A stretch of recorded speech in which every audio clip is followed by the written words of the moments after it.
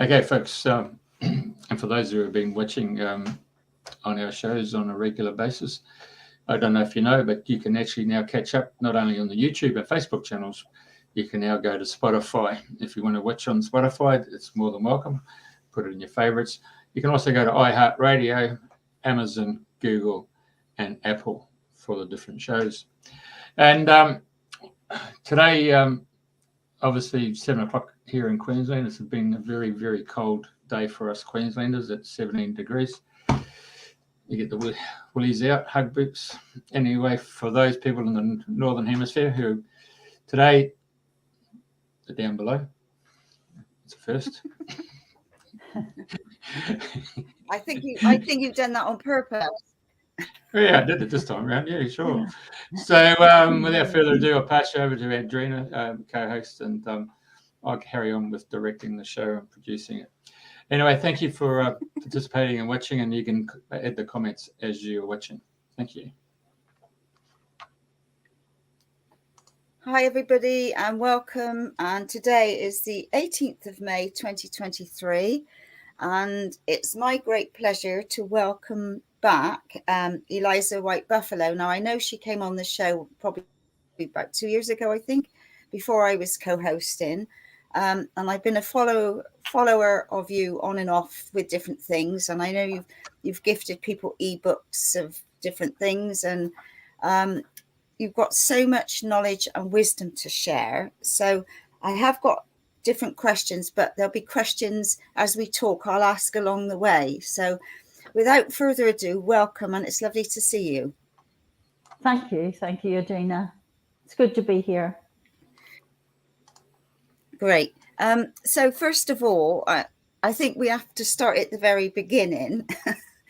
Good place. I know you've been on such an amazing journey. So obviously you were born in Ireland. So would you like to share? It's been what? It's been such an amazing journey, yes, and so much to speak about. So I'm going to be very brief through my childhood, and then get on to what I actually have been doing for the last 20 years.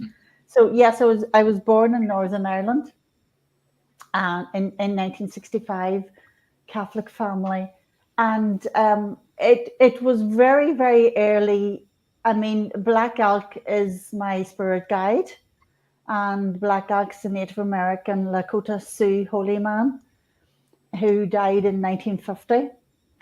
And Black Elk had a great vision when he was 9 years old of, I suppose, these times. He prophesied these times of great change in consciousness for the world. And that vision and everything was written in a book called Black Elk Speaks. So Black Elk's very well known. Whenever I was an infant, Black Elk was there from the beginning. He tells me he was there right from the very beginning. Of course, I don't remember the first time I saw Black Elk.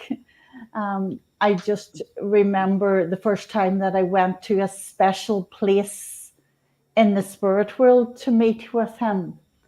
So he tells me that he was there in my home all along, and that when I was 5 years old, I went to a place called the Green because it was very green, really sort of reflecting the frequency of the heart chakra, that beautiful green.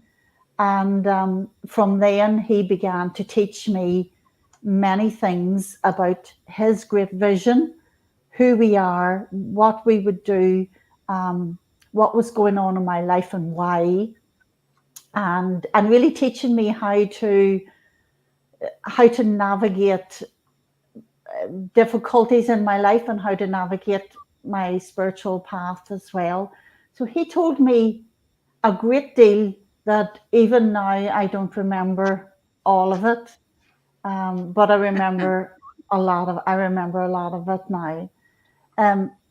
In 2002, I remembered him, but I didn't remember what he had taught me, because I had spent 13 years what he called 13 years in the wilderness. And that was a very dark place where I was very much in my shadow self and in my ego, traumatic self, the victim. And I had a near-death experience in 2002. And after that, I began to connect and speak with Black Elk again. So I had 13 years without him. That was in 2002. And since then, we've done an amazing amount of work, an incredible amount of work. I mean, we've written 4 novels, a children's book, and 2 PDF books, 2 ebooks as well for free. And we're now writing another one called Navigating the Spiritual Path. And the reason we're writing this book, Navigating the Spiritual Path, is because we have channeled over 20 years an incredible amount of healing modalities, activations, recalibrations, tools that people can use on their spiritual journey to help them to heal, clear their chakras, activate their DNA, different things, initiate themselves into mastery consciousness. And we've only just finished that course of mastery consciousness. And now we're working on Navigating the Spiritual Path, which will help all those people to be able to navigate my website, basically, to be able to navigate all of these tools. And I mean, which one do I do first, Eliza? Which one do I do next? What's up for me on the path now? I get that message every day, guys. Every day I'm getting, well, what's next for me, Eliza? What should I be doing next? Where am I going? I'm kind of lost. I'm at a crossroads. I don't know where to go. And very often then Black Elk will talk a little bit to them and say to them, listen, look, here's where you are. And, sometimes it's very difficult to see what's up ahead and so on and so forth. It's different for everyone. So we've written 5 books in total, 6 physical books and 2 PDF ebooks, yeah. And they all spring from Black Elk's vision, that vision that he had of these prophesized times. They all spring from it, and each book kind of delves into the vision in a little bit more depth as the books go on, if you know what I mean. So with book 1, it's a very basic understanding of it, and book 2 delves deeper. By the time you get to book 4, you'll get a very, very intricate understanding of the vision. And that's because did he tell you? Yes? Sorry, no. Has he told you how many more books there are in the making? No, he hasn't. What he did tell me was in, what do we see what year it was? It might have been maybe 2005, 2004. No, it wasn't. It was 2008. Sorry, definitely 2008. I was on an airplane going to Dorset and in England, where you're from, and to see a very good friend of ours. And he asked me to pick up the In-Flight magazine. And I picked it up and opened it at an article about J.K. Rowling. And he said to me, that's what we're going to do, 1 book after another. And I thought, what, 7 books? With the prospect of many more. But no, it's been 6 books and ebooks. Now we're writing this other one. And honestly, I don't know how many more is coming. I do have a very vague idea in my mind of a book about shamanism, to teach shamanism. we taught shamanism for many, many years. And we called our shamanism course Revealing the Shaman Within. And we had a beautiful teepee in the garden, and people came and they sat in the teepee, and there was a fire, and it was beautiful. And they started their shamanism course. They started to reveal their shaman within, because we believe that everyone has a shaman within them, and everyone is shamanistic in their nature. Not everyone has had lifetimes and lifetimes of shamanism, but many people today that are living today in these times do have lifetimes of shamanism under their belt. So we began to teach shamanism, and we taught it around the world as well, going to different countries. But eventually we stopped traveling and we stopped teaching it, and we just opened a group on Facebook and began to teach it for free, basically, because there was other things to do. And we don't have, he's got all the time in the world. He's got all the time in the spiritual with infinity. I've got maybe 30 more years. Please God. So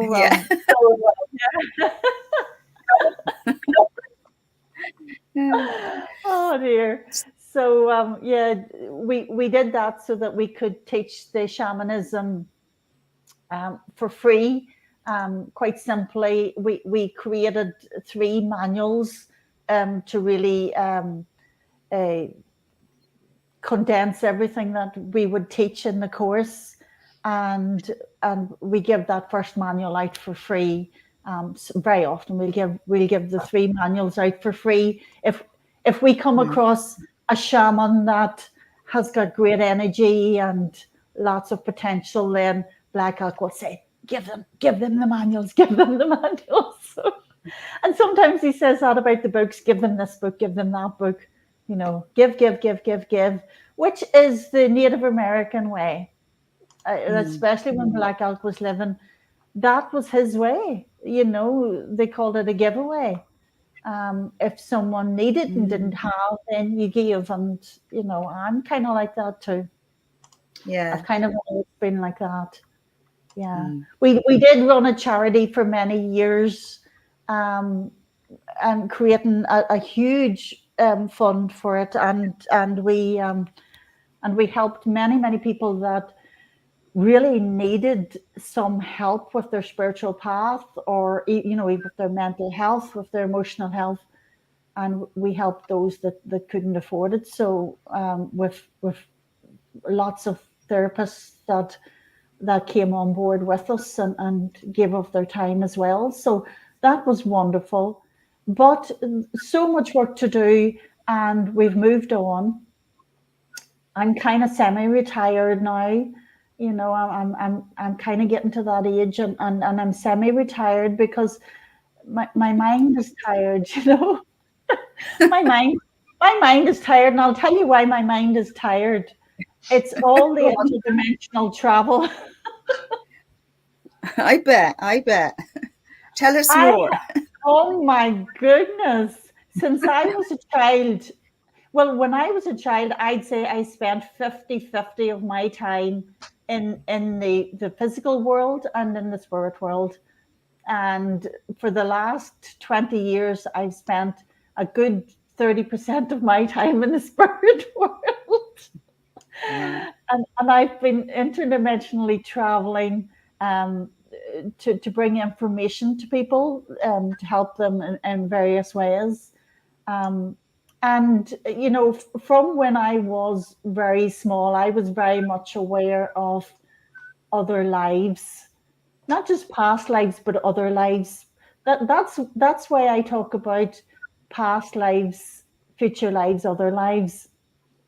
And I navigate them as I astrally project, and I go through vortices and wormholes and into different galaxies and universes. My goodness, it's incredible. There's so many places to go, there's as many places to go as there is breaths that you've taken. Black Elk always says that to me, Eliza. There are as many realities as breaths you have taken. Wow. That's actually easy for me to understand now, but I guess for a lot of people that's not easy to understand. Basically, he means I am the universe, and the center of the universe, and everything in it is an aspect of me, and every reality that ever was, now, or ever shall be, is an aspect of my consciousness. So totally. a lot of people, yeah, you get it. So I'm kind of tired. I still do that work. I still journey for people. I journey at least 4 or 5 times a week, whereas I used to journey maybe a few times every day. And yeah, I'm still doing that. But if people wanted to avail of that, they just might have to wait a little bit longer. So maybe a month at the most, 5 weeks at the most. And I enjoy doing that. It's taught me a lot. Guys, what this gift has been for me, really, and Black Elk did tell me that when I was small. He told me that the reason I was able to see these other lifetimes and other realities and people that I was and people that he was, and even my family, people that they were, and I'd meet people and I'd know who they were. And I would say, well, your name's not Andrena, your name's such and such, I used to do that when I was very small. And then, of course, I learned to not do that. But if you ask me now, if someone asks me now who they were, I'll know straight off. I'll just go there. So, and Black Elk said the reason why I was able to do that was because he wanted me to gather all the pieces of myself together. So, I went through quite a bit of trauma as a child, and my consciousness was shattered into a million little pieces. And all those pieces were out there, and I was very disconnected and with the physical reality. So very much disconnected with my thoughts and my body and the earth. And I needed this sustenance as well, not just the spiritual sustenance that Black Elk was giving me. I needed this physical sustenance. And so the way that I got it was to travel out there or in here and bring all those pieces back again, pieces of consciousness back. So it took me a while to learn how to do that simply. Flip. I remember because I did have 13 or 14 years of therapy. As I got older, I started age 22, and I had 13 or 14 years of therapy, and I remember telling the counselor, my brain is not the same as everyone else's. My brain is so intricate and so all over the place that you wouldn't even begin to understand. But now I realize my brain is the same as everyone else's. I just had an inkling into it. I just had that insight into what was actually going on. So quite a very, very different intelligence.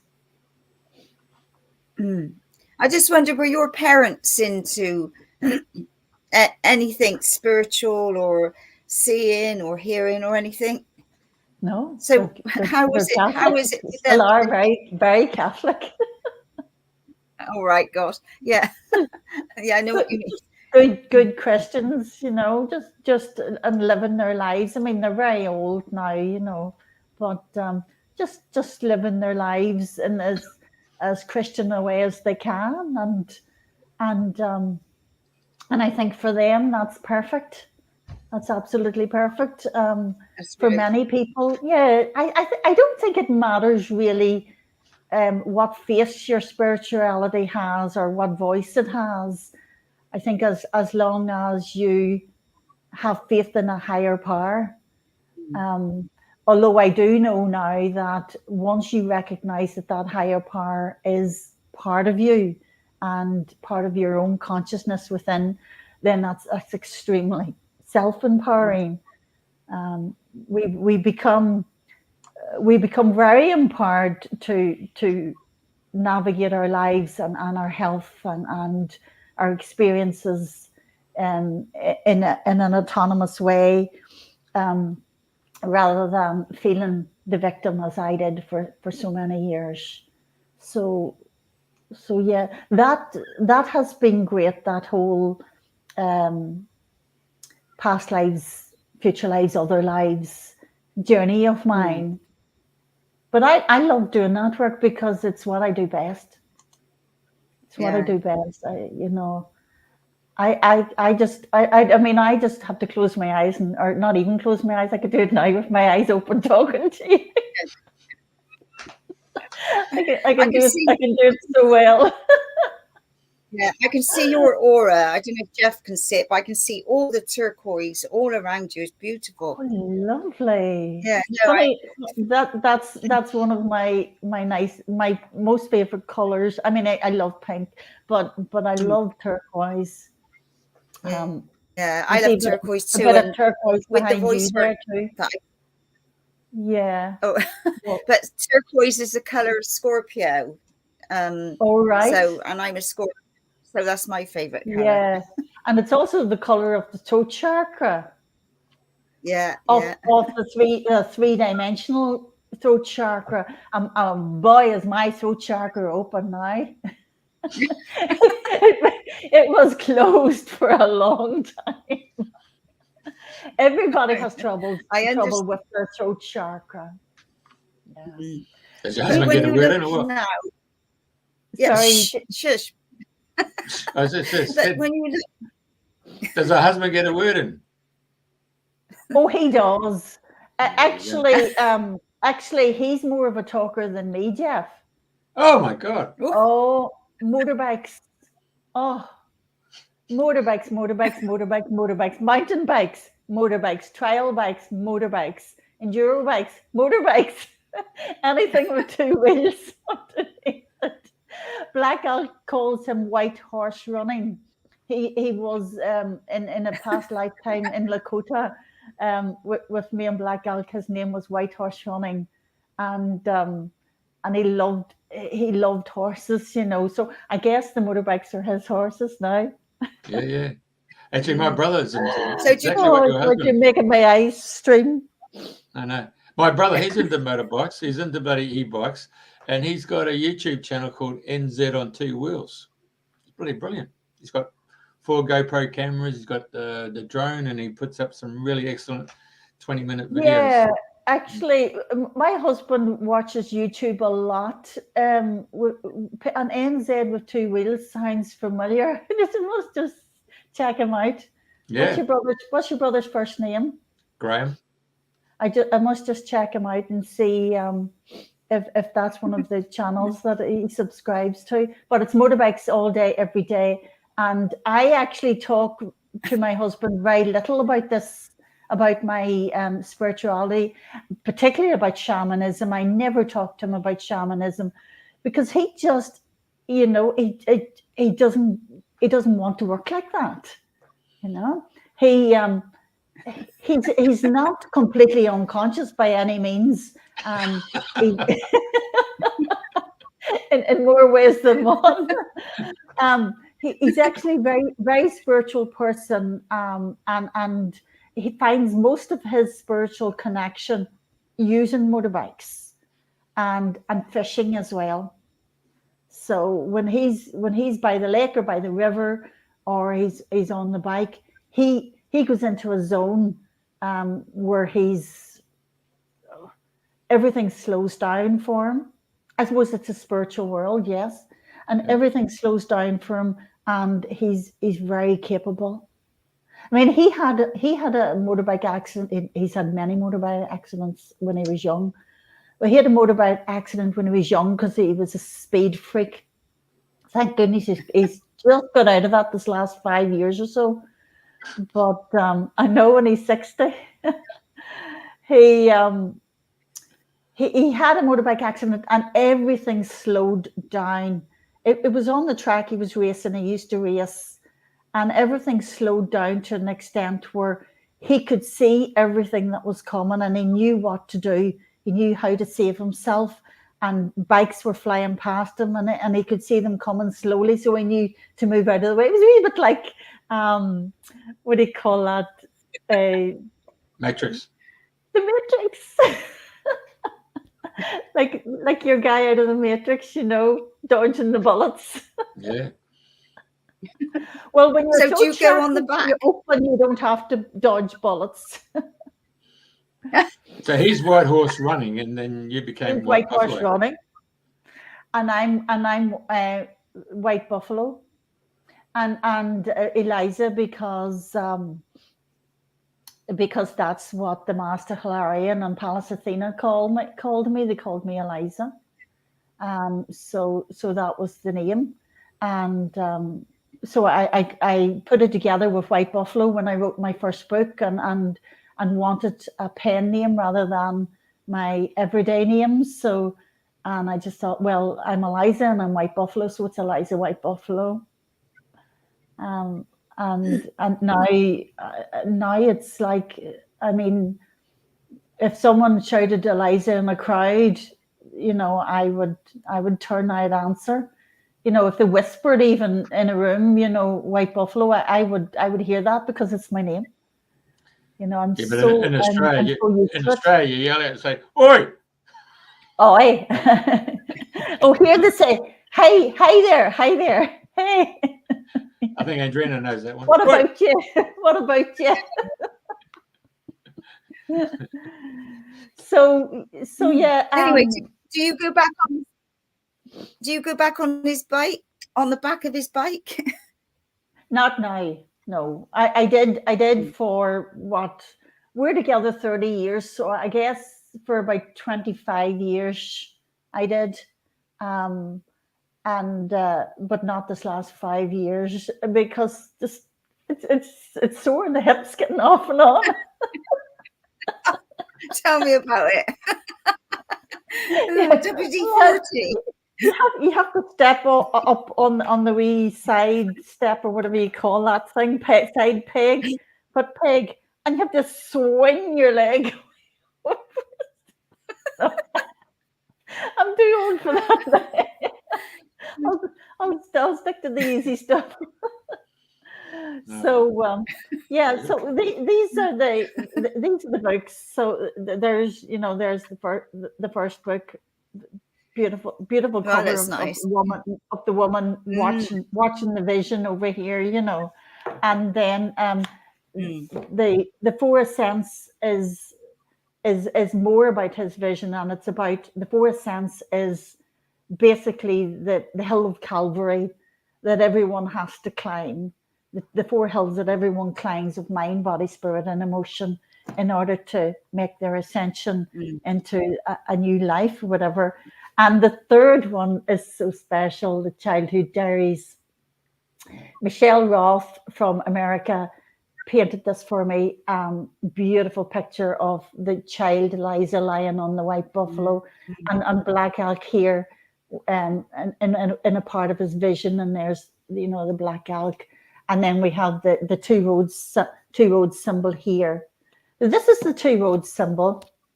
If you can see it around my neck, it's basically a medicine wheel with the red stone of power in the center of it. Yeah, that's a picture of a big 1 meter wide two road symbol that I have, and I use that for a prayer ceremony that I do every Sunday night. And the symbol basically is a symbol of the the balanced soul, the balance of, you know, twin flames, feminine and masculine together.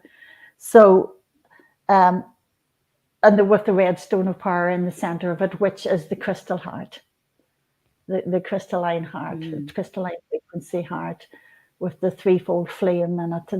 That flame, the threefold flame of the crystalline heart, is the divine service or passion that as a mastery soul that you have for this world, that was your intention for this lifetime, to project and emanate frequencies of mastery. So I guess that lovely turquoise blue, which is very close to God frequency, is more of a royal blue, is coming from that flame of service that I have in my heart, which is the flame of faith, mercy, and forgiveness. And of course, Black Elk is the same, because we're the one soul. So we are initiates of that flame of faith, mercy, and forgiveness. And it's much easier for him in the spirit world than it is for me in this world. And I don't think there's anyone that would argue with you that forgiveness sometimes can be difficult and having mercy can be difficult. But I've spent my life with that focus in mind, and you know, I can navigate forgiveness very well now. Yeah, but I think everybody has to go through that path, don't they? I mean, even, you know, forgiving other people, yes, forgiving this, that, and the other, small things, sometimes huge things, sometimes seemingly unforgivable things. But I think we have to forgive ourselves. Absolutely, that's what I was just saying, Andrena. I agree with you. I think the biggest one is forgiving ourselves in every moment. You know, when we're not perfect. God. You know, which is almost every day. Which is every day. We're not perfect. We are human. And we make mistakes, and we stray from the spiritual path, and we separate ourselves from God or source or whatever you might want to call that. And we just forgive ourselves and come back into the moment and filled with grace in the moment. And that's actually part of book 4, which I didn't show you, Letters from Rose, where Rose is the character in the book who's based on me. And in Letters from Rose, it's set in the future, and she's passed on, and it's her granddaughter, Christine, who is living in Rose's grandmother's little cottage, and is receiving letters from Rose via clairaudience and automatic writing. So, and Letters from Rose is all about the spirit world and about the vision again in more depth. It's about what happens after you die, and it's about soul groups and twin flames and shamanism and the two roads symbol and what that is. And there's so much information there that are really questions that people ask. What is this all about? You know, who am I? All of these things. So this is my spirituality in a very, very high level of understanding. And as I said before, the books go from 1 to 4, get deeper and deeper each time. So yeah, I'll have to look out for those, because I confess I haven't seen any of your books. I know I had a ebook on shamanism, but I have to confess, I think, I'll get the ebook, and I download it, and I never ever, for me, I like a book in my hand and to sit and read.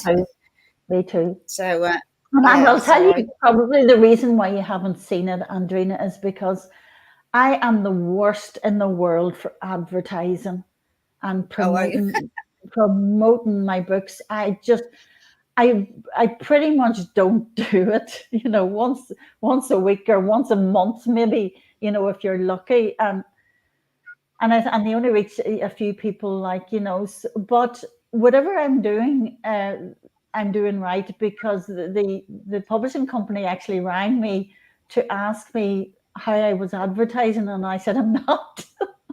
and they said, well, for your first book, The Two Roads in particular, whatever you're doing right, and this book is selling itself, because it's already showing us the makings of a bestseller.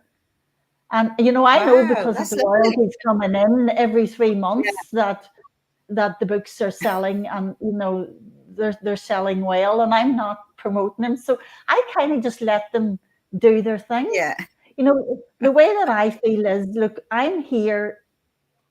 Used to say I'm here for Black Elk. Well, I'm here for both of us now. I'm here in this lifetime. This is what we're doing. I'm just getting through the work. And, what's next, as well as, looking to my own happiness and my own family, and those sort of basic contentment and fulfillment, and which I have. And I just do the work and then let it find its way, and leave it up to the universe. The Spirit has it. I think that's a good plan. Yeah, it's been the plan, and it seems to be working, and it's always worked. So that's the sort of plan I like. You just let it take its own momentum. You just do your bit, and off it goes. Yeah. I think maybe because I haven't done many interviews either, and I think maybe I could do more now that I'm kind of semi-retired. I can talk more, so that's good too. Yeah. Hey, I want to take you back to Eliza White Buffalo. Hang on. No, excuse me. I'll turn you off. Hey, you mentioned Hilarion, and you mentioned another lady, and mentioned another name. Pallas Athena. Oh, Pallas Athena. Okay, gotcha. Okay, so for those people who are listening, that would be Hilarion as the master for the library. Yes, and as well as Metatron. But Hilarion and Pallas Athena also reside over the Temple of Truth in the etheric realms, over not Corfu, Crete, right. the Greek island Crete. And the Temple of Truth houses. Remember, I talked about the flames of the threefold flames in the hearts. So there is a universal flame of service, that is sort of the 12 flames of God, or whatever you might like to call that. And one of them, the fifth one, is the ray, or the flame of truth, and it's an emerald flame, and that's housed in that etheric temple that Hilarion and Pallas Athena reside over. So in order to open the throat chakra, which is the fifth ray, or the fifth energy center in the body, one has to discover the truth, or the law of divine source, and this is the place where most people go in their sleep, to learn about divine truth, or the law of divinity. So for me, I went obviously astrally, as I do, and that began in, I think, 2003, something like that, 2003, and I met with Hilarion and Pallas Athena, and he told me he is the reincarnation of Saint Paul the Apostle, who's that guy in the Bible that doesn't like women and writes all these nasty letters about them.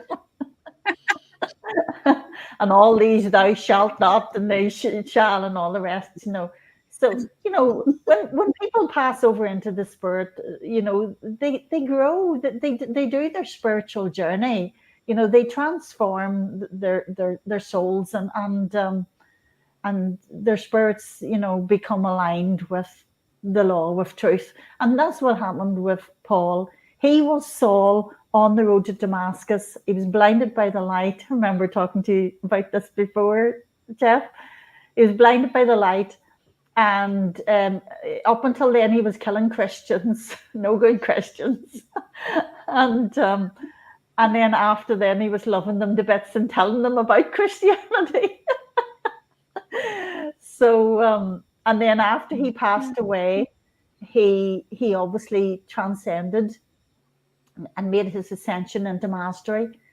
And then, because he had committed murder, which is a cardinal sin, he had to have another lifetime. So he had to balance that.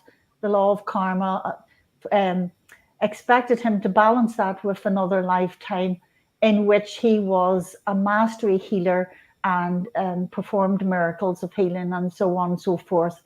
And his name was Hilarion. And so it was being the epistle, being the letter writer or the communicator, or the you could say the Archangel Gabriel energy of message bringing, communication, the throat chakra. He became the residence in the Temple of Truth. And that's and what realm is that on? Pardon? What realm would that be in? Was that a different dimension, or? Yes, that's in the astral realms. So you see these chakras that you have in your body, along the spine. They're spiritual realms, and the fifth one is the realm of truth. That's the Temple of Truth. But when you look into the world, if you look at the world itself and the etheric realms around the earth, then you'll find this here just above Crete. And, you don't, excuse me, I said that most people in their sleep go to this place. What actually happens is it's within you, of course. As well as it's part of Earth, it's also part of you. Earth's part of the universe, of course. You are the universe. So really in your sleep, what you're truly doing is you're not really coming out of your body and flying to Crete. Although people can do that and travel, in the astral realms outside of their body. And I've done that many, many times. But what you're doing in your sleep is your consciousness is coming here. It's coming into here, and you're working with the throat chakra. So if you've got a blocked throat chakra, if you're having difficulties with your truth or with the throat chakra in any way at all, before you go to sleep at night, just ask Master Hilarion to take you to the Temple of Truth in your sleep, and he and Pallas Athena will help you to heal and heal your throat chakra and acknowledge your truth, because so many people's throat chakras have been damaged by the human existence and more so recently as well. Yeah, and very much so recently, we're being told what to do, and our authority has been taken away from us, and so on and so forth. Although, to be honest, I didn't, I remained empowered throughout all of that. I don't give my power to anyone other than that which is a higher frequency. We're with you on that one, eh? So I was going to ask you about, because I've heard people say about cosmic flames and twin flames and all sorts of different aspects. Are they all, just for people that don't really understand, are they different aspects of yourself and your divine, there's so many different takes on Yeah. it. I mean, I guess if you're not spiritually minded, you've heard of a soulmate, you've heard of twin flame, and you believe that's you believe they're one and the same thing, which they're kind of not, but you might believe that that's the one person in the world that's for you, and whenever you meet, you'll fall in love, and everything will be hunky dory. And that is true. It's like all aspects of spirituality and all aspects of life, really. There is no one truth. No, there is no. As Black Elk said, there's as many realities as there are breaths you've taken. And in that same respect, there's as many truths as there are breaths you've taken. So what's true for one person on a non-spiritual level of soulmate twin flame is absolutely, yes, that's true. That's absolutely true. There's nothing to say that's not true. But then when you open your heart and you have some kind of a spiritual awakening, and you open your heart, and then the fourth dimension opens, and you begin to feel that beautiful, blissful spiritual energy and see things differently, the soulmate becomes something very different. It becomes part of a soul group, and most people would say part of 7 souls that have been incarnating together again and again throughout their lifetimes. And this is stuff that I've learned throughout all of my travels. This was, and finding all the pieces of myself. This is what I was doing. And I found the soul group of 7 is one of the first things people will do on a spiritual journey, is discover soul brothers and sisters, makes them happy. It reflects their light. They feel part of a spiritual family. And what they're really doing, and maybe don't know at that stage, is they're bringing themselves together in unity. They're the different aspects of themselves. Well, think about it. 7 people, or 7 souls in a soul group, and basically 7 chakras in your body along your spine. So you're bringing, I used to, and I think in my second book, in the beginning of my second book, I talk about a lifetime in Atlantis, where the soul Eliza is creating a soul group, and I talk about it like a shopping list.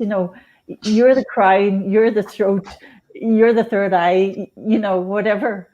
And so if I forget myself, if I forget who I am, on my journeys, as I meet you again, I'll remember, oh, you're the throat, because you remember you're the throat. Then I'll remember that you're part of me, and I'm also throat as well as third eye, as well as this. So if you remember the eggs, I'll remember the bread. And when we go to the store, you've got one thing to remember, I've got another. Together, we'll all remember the whole thing. And we'll come together in unity consciousness. So it's quite easy. So, and then people begin to move from the 4th dimension into the 5th dimension. And you have then soulmates and twin flames become something even deeper, something much more simple than there's one person in the whole world that's for you, and there's 7 soulmates or 12 soulmates, or how many soulmates you might have. That's all parts of you.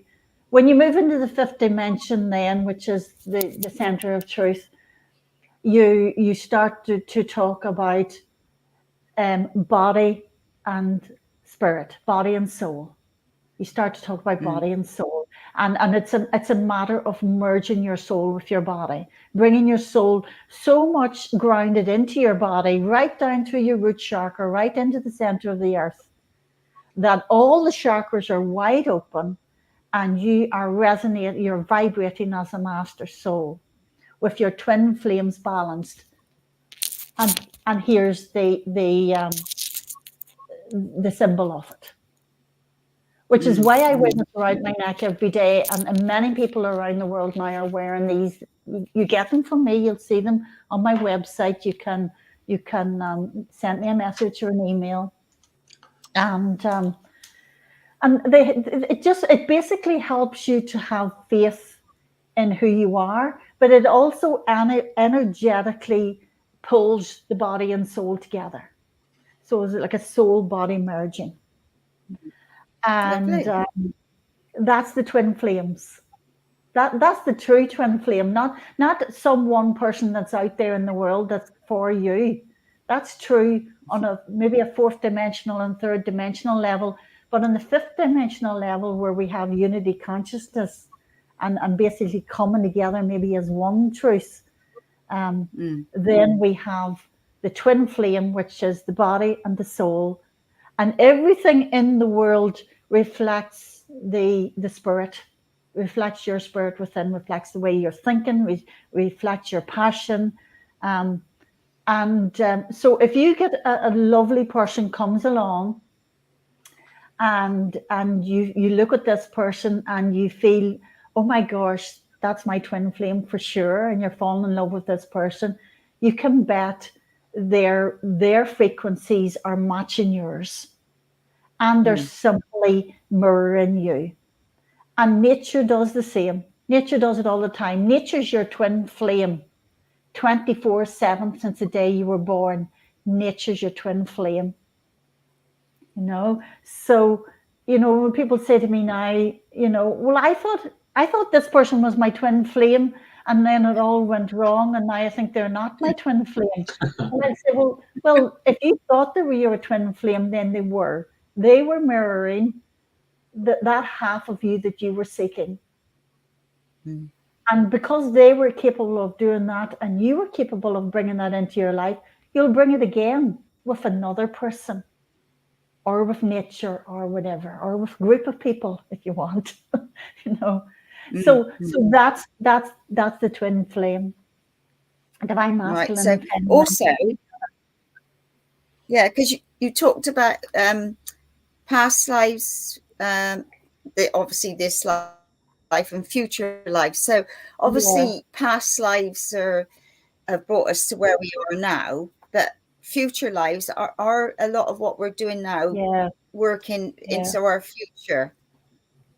I'll go back again to what Black Elk said about there's as many realities and lifetimes as there are breaths you've taken.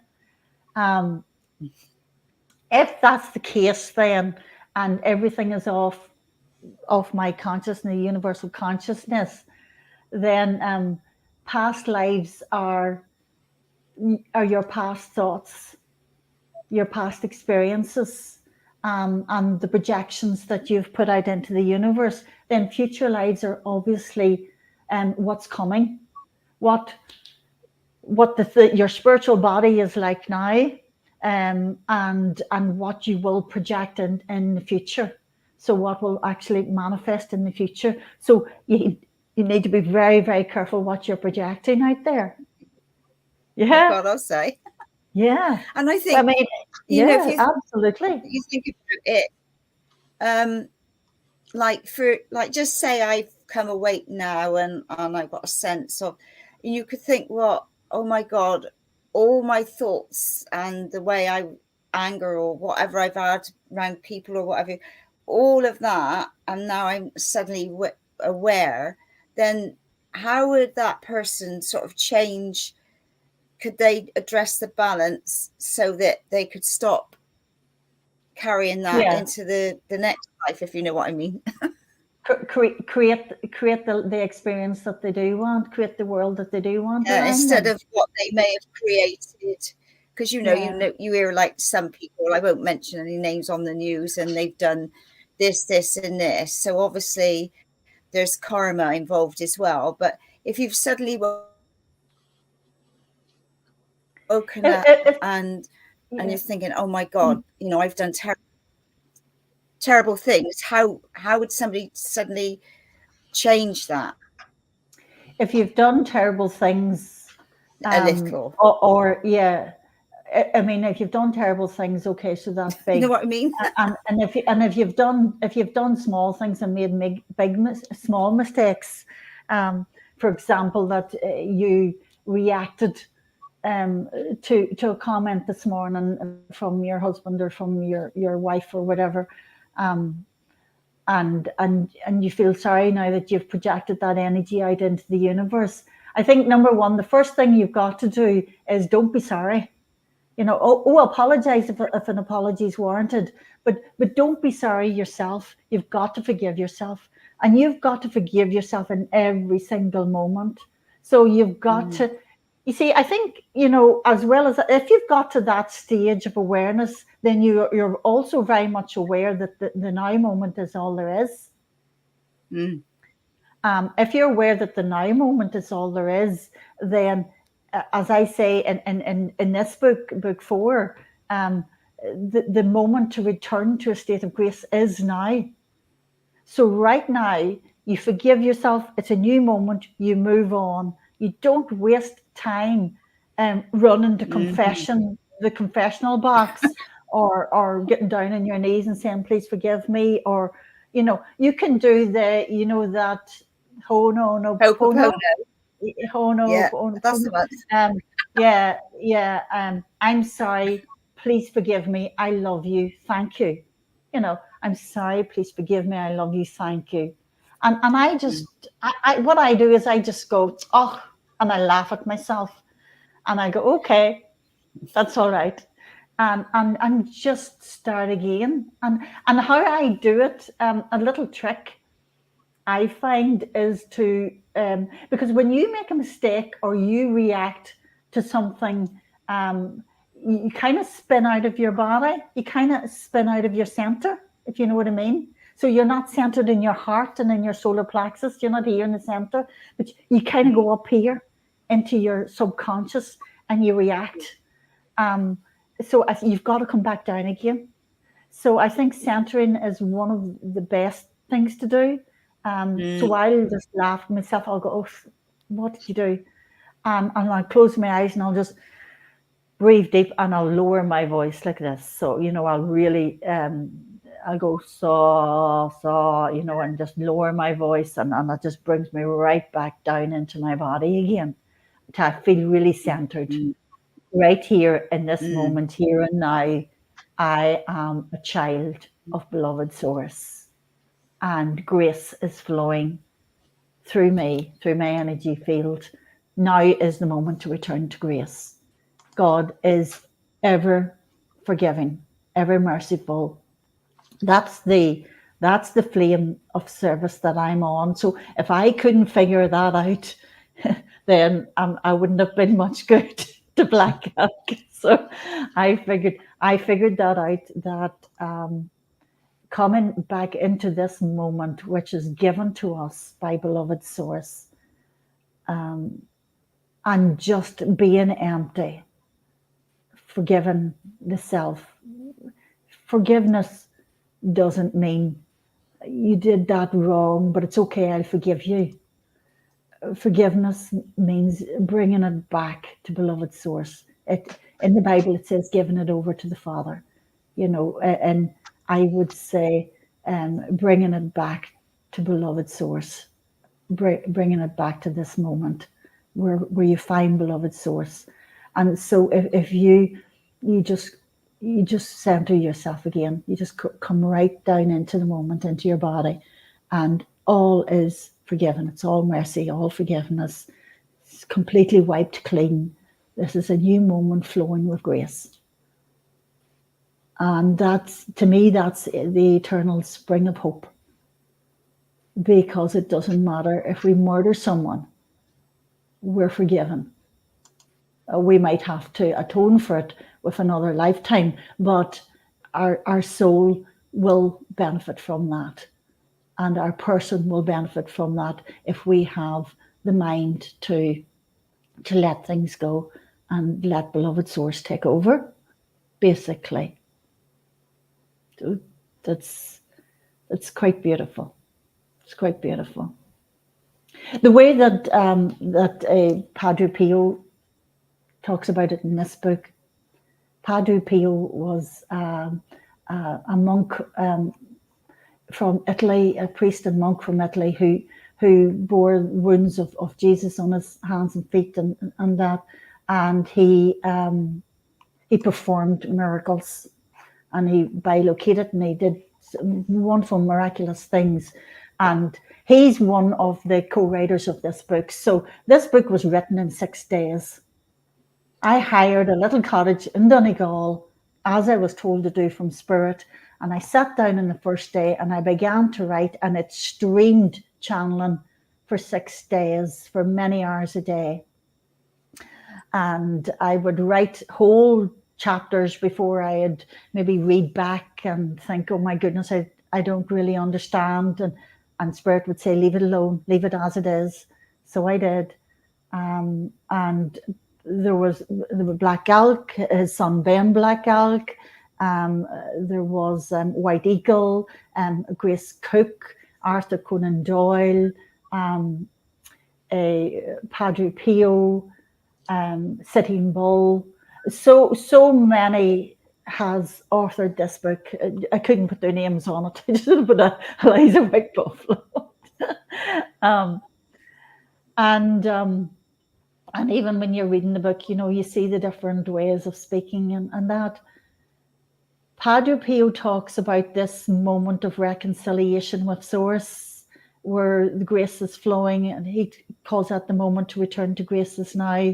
And he talks about it in such a way that if you were to see a fish out of water, lying on the banks out of water, you don't spend time saying, you know, oh, little fish, what are you doing there? And you shouldn't be there, and you shouldn't have flap it out of there. And what happened to get you there? And come on, I'll take you to this healer, and we'll check your chakras, and we'll do this and we'll do that.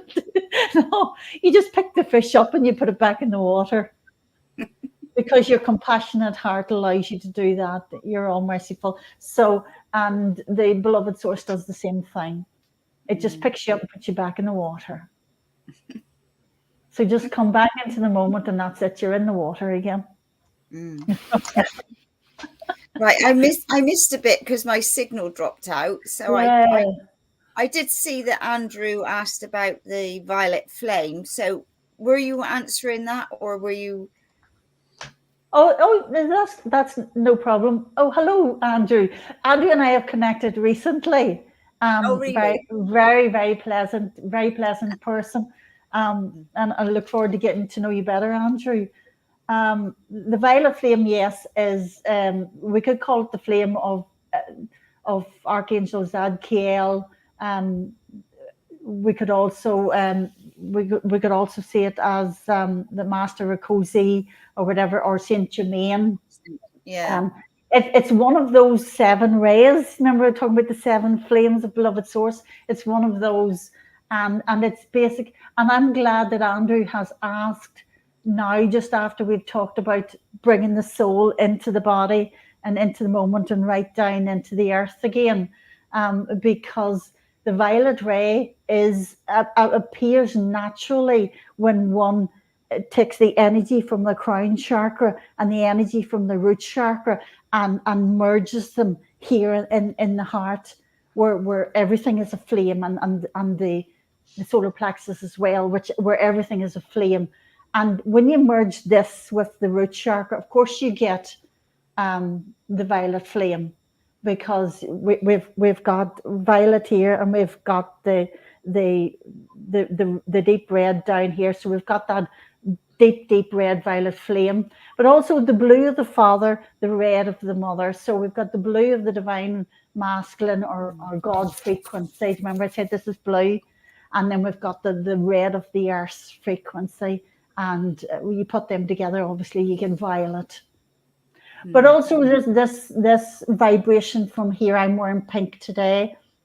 This vibration from here, the crystalline heart, or the red stone of power, as Black Elk calls it, is a rose frequency, where the red of the Mother, the red of the earth, connects with the 5th dimensional chakras, the crystal, which is like a diamond white, you know, like a clear diamond white. And when you bring them together, you get this most beautiful sparkling pink.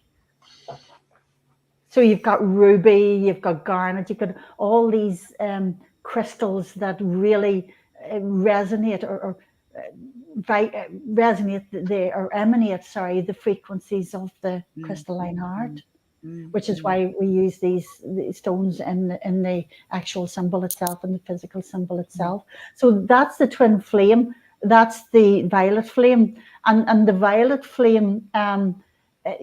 I mean, it's like coming into the center, as I said, where everything's wiped clean. When you use the violet flame, and lots of quantum healers use the violet flame. If someone asks you for healing, whatever, people might just surround them with a violet flame, project that. But you got to be sure that your soul body merged, and then you're really projecting it. So get right into your body. Don't worry about the state of your chakras. Just get right into your body, because everything's wiped clean when you do that. And project the violet flame, and that person's will be helped in whatever way is best for them. What about grounding as well? Really grounding, into the earth. I know you say, like, bring the soul body in, but a lot of people don't ground. So I'm going to talk about the root chakra again. Do you remember I said about me dropping my voice, or not the throat chakra, to bring me into my body? And the reason why I do this is because this chakra here is it's like a doorway. It's a watery world, and the same as the sacral, it's like a doorway as well. So there's kind of 5 main chakras, and 2 of them are, and the other 2 of the 7 are doorways. So this is your head energy then slips through the doorway into the center, and your root energy slips through the doorway into your center, or the center energy slips through the doorway into the earth, right into the body. So what are we talking about? Grounding. Grounding. So whenever you can't ground if this isn't opened. You just can't ground. And the best way to open it is to focus on your body, and do that practice every day of just trying to feel into your body. I mean, if you're not aligned to the 5th dimension, which opens the 5th dimension here, then it's going to be very difficult for you to relax your body 100%. And I mean, I remember whenever I was younger, my goodness, my legs held so much tension because I was so absent from them that they would literally shake, and they were tight and shaking all the time. And I hurt my legs severely in that accident in 2002 when I had the near-death experience. So, it's very difficult for someone who hasn't healed to ground completely. Now, you can do things like walking on grass and stuff like that. And those things are good because they get you into the sort of the way of thinking of connecting with the earth. And if you're thinking like that, then you're halfway there. So get yourself thinking, grounding, connecting with the earth, and then just let go of your thoughts altogether. And do your best to feel the body. And you'll come into center as best as you can. And as you do that, you're healing your chakras. Another thing you can do is, which also develops the psychic senses, is to ground your senses, because your psychic senses are closely linked with your physical senses. So the sensory nerves does both. You receive sensory information through the sensory nerves, both psychically and physically. And if you were to go for a walk and focus on your feet touching the ground, or focus on the breeze on your skin, and listen to as many sounds coming in one ear, the other ear, whatever, and just keep listening to the sounds as they come, and or smell as much as you can, or try and see as much as you can. You're doing your best to ground as well. You're doing your best to ground. You're using all your senses, aren't you? You're using all. You're not. I've got Ben Black Elk's son talking to me at the moment. Now he used to go for a walk with me and do this as we walked up the hill. And I would basically see him walking beside me. I'd feel his hand in mine, and he would say, "We're walking with confidence now. We're walking with confidence now." Just because he's just reminding me of that, and that's what he used to do. He's such a funny person. But no, he says, like, laughter. I get now why you've said that, Ben. Laughter is also one of the best ways to grind. Because, and I think I mentioned that in book 2 as well, where the Atlanteans learn how to laugh for the first time, and they're amazed at how it helps them to grind into this solid body. Laughter brings you right into the solar plexus. You can't help but get right into the solar plexus. And I mean, if you take someone that's been laughing for quite some time, they usually, when they stop laughing, they usually feel, oh my gosh, their throat's sore, it's all tight, their jaw is tight. That's because they've been opening their throat chakra. You can't come into your body without opening the throat chakra. So I think the simple act of just come into the body. Don't worry about opening doors. Don't worry about, because that's all mind stuff. Just do it, Jeff. Hello. Jeff was talking about the Nike symbol earlier on. Just do it. Yeah.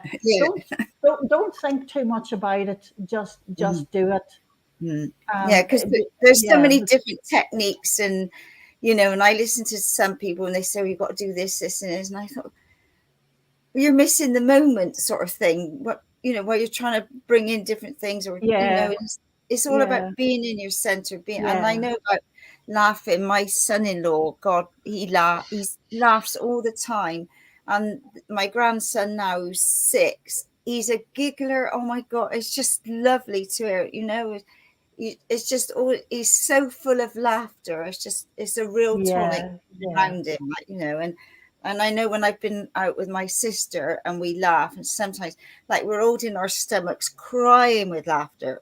Of course we set everybody else off as well, because so I think I don't laugh enough. I'm just acknowledging to myself, I really need to find more ways to have a really good belly laugh.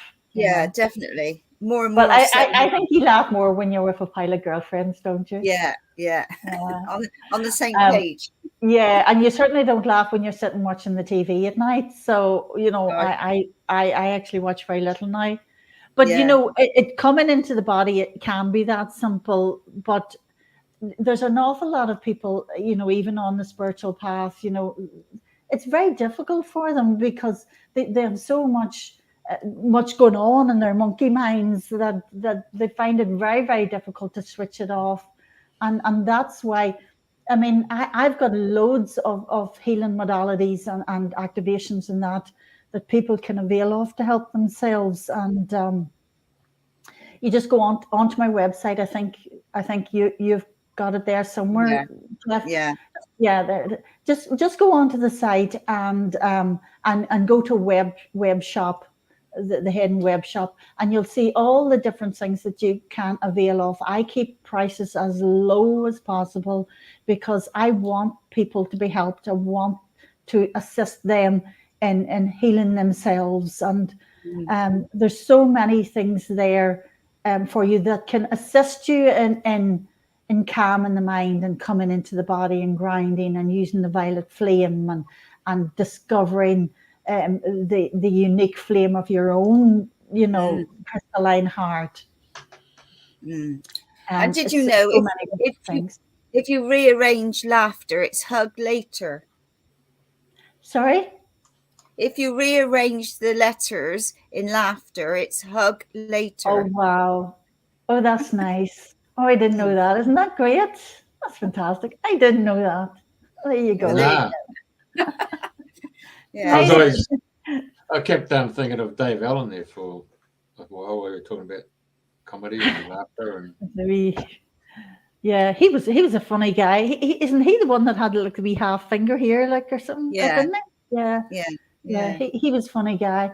I like I liked what he called the Scottish one. Connolly. Billy Connolly. Billy Billy. Connolly. Yeah.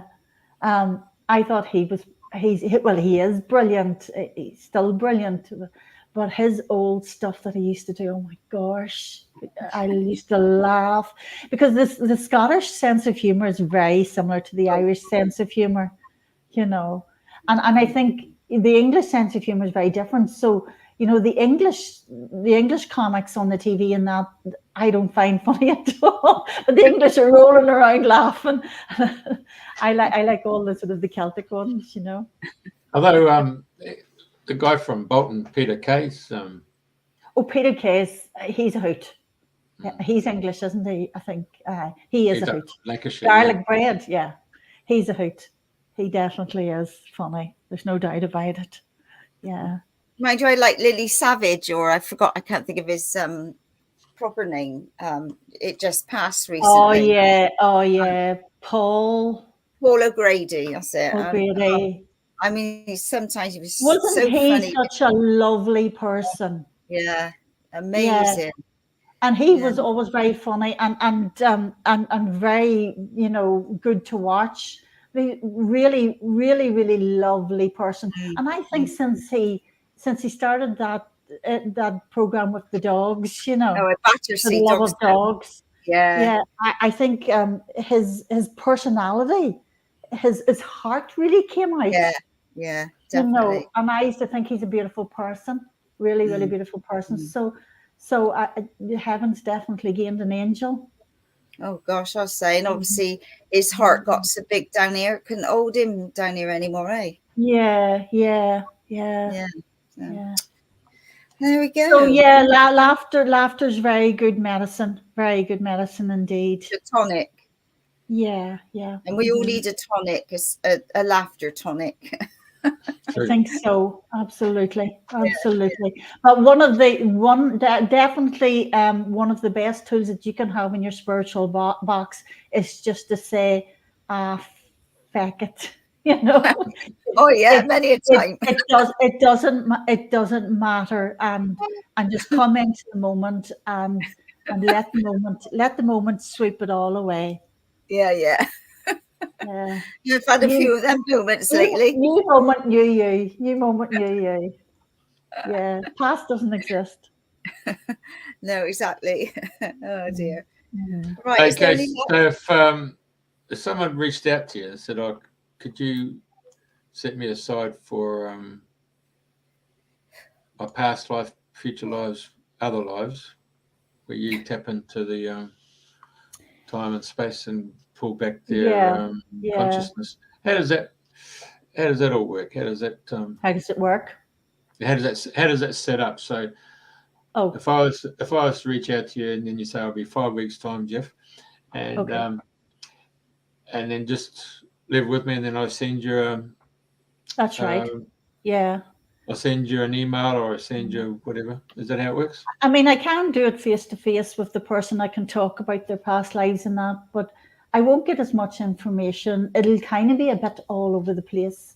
We'll end up talking about other stuff, and it can be very expensive as well. And I just think that if you go onto the website, go into the web shop, go to the category readings, and you can see all the different kinds of journeys that I make: past lives in Lemuria, empowered lifetimes when you were empowered, like past life readings to discover your love interest, twin flame energy, all of these things. So you can choose which one you want.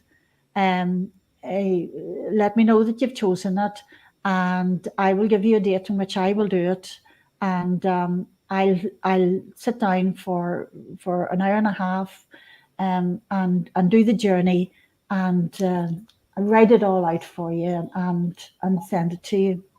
Right. Okay. You can also do this beautiful booklet that I do as well, which is kind of like a 180-minute reading, So I do that in two parts. I'll do maybe a journey in the morning and a journey in the evening, and it's kind of to that you're getting maybe about 5 or 6, maybe even 7 lifetimes, and it shows the journey of the soul and how each lifetime the soul progressed and what it had to do the next lifetime.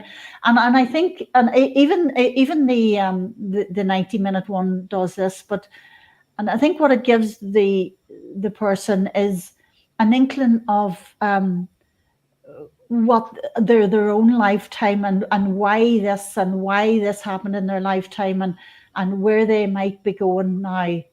And it gives them a sort of an understanding of their own soul. That's always good to know.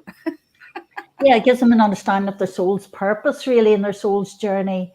And they're always, and very often I would get names as well. I'll get the person from the past. I get their name. The name just pops into my mind, and yeah. You get anyone who doesn't actually come from the planet Earth, but they've just come here for a little quick trip, but they actually come from a different but so far I haven't had anybody that's just come for a quick trip. They've usually been here for quite a, maybe even since Atlantis or Lemuria, but that is a quick trip in the infinity of the universe. but yeah, star seeds. So star seeds, I mean, we're all star seeds because we all come from the stars. But star seeds are people that are very much aware that they feel they don't come from Mars. They feel they come from a different planet, or maybe even a different galaxy. And that could be true. And I mean, it's mostly true for a lot of us. We've done it all, but the reason they feel that is because they're connecting with that right now. They're connecting with the frequencies from that galaxy, and that keeps them from grounding themselves on Earth, as a human being on Earth. So that can be an extra difficulty with grounding.